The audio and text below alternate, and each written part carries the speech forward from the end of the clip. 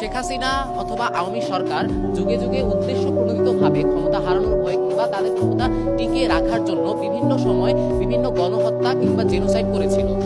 এখন মাননীয় স্পিকার আর একবার লক্ষ্য করুন, আজ থেকে এক যুগ আগে যখন 28 ফেব্রুয়ারি 2013 সালে আল্লামা দেলোয়ার হোসেন সাঈদীকে মিথ্যা মামলার রায়ে ফাঁসি দেওয়া হয়েছিল, সেই ফাঁসির বিচারে যখন আসলে জনগণ প্রতিবাদ করেছিল, সেই প্রতিবাদে শেখ হাসিনা তাদেরকে গণহত্যা করেছিল। খালেদা জিয়া তখন বিরোধী দলীয় নেতা ছিল, সে এই গণহত্যাকে জেনোসাইড হিসেবে প্রচার করেছিল। তার মানে আপনাকে বুঝতে হবে যে খালেদা জিয়া তথা বিএনপি যখন তারা বিরোধী দলীয় দল ছিল, তারা জামাতের পক্ষে ছিল। তার মানে জামাত এবং বিএনপি মিলে তখন আসলে একটা বড় পাওয়ার হোল্ড করতো, এবং এই ভয়ের কারণে পরবর্তীতে আওয়ামী লীগ ক্ষমতা হারানোর ভয়ে এই বিষয়টি ধামাচাপা দেওয়ার চেষ্টা করে।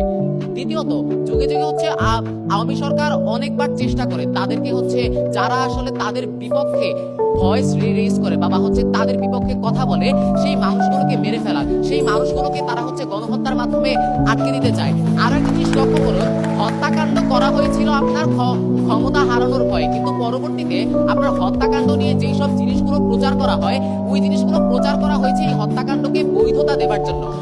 আমরা যদি উদাহরণ হিসেবে লক্ষ্য করি, 2024 সালে যখন আবু সাইদকে হত্যা করা হয়েছিল, তখন আসলে সে ক্ষমতা হারানোর ভয়ে হত্যা করেছিল, কারণ এই কোটা আন্দোলনের মাধ্যমে পরবর্তীতে একটি জনমত তৈরি হয়ে তাকে আসলে ক্ষমতা থেকে সরিয়ে দিয়েছিল। কিন্তু শেখ হাসিনা পরবর্তীতে আসলে কি প্রচার করেছিল?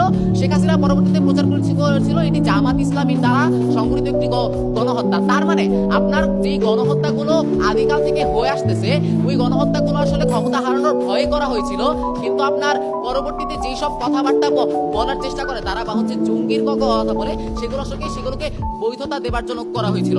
এখন আপনার একটা জিনিস বোঝা খুব বেশি গুরুত্বপূর্ণ, কেন আসলে হেফাজতে ইসলাম ওই সময়টাতে রাজনৈতিক পটভূমিতে খুব বেশি গুরুত্বপূর্ণ একটি জায়গা দখল করেছিল।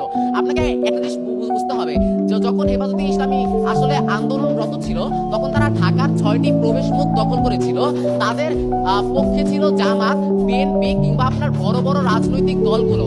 আওয়ামী লীগ তখন আসলে এই সংখ্যাটাই করেছিল, যদি তারা এই 3-4টা বড় বড় রাজনৈতিক দল যদি একত্রিত হয়ে যায়, তাহলে এটা আমার জন্য ভবিষ্যতে বিপদ।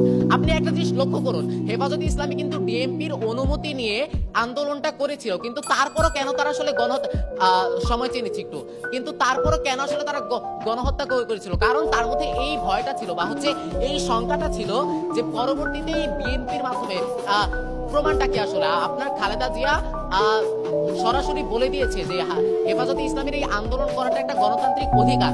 আপনার বিএনপি ছিল, জামাত ছিল এবং হেফাজতে ইসলামীর আপনার হাজার হাজার তরুণ ছিল যারা আসলে জান দিতেও পরোয়া করে না।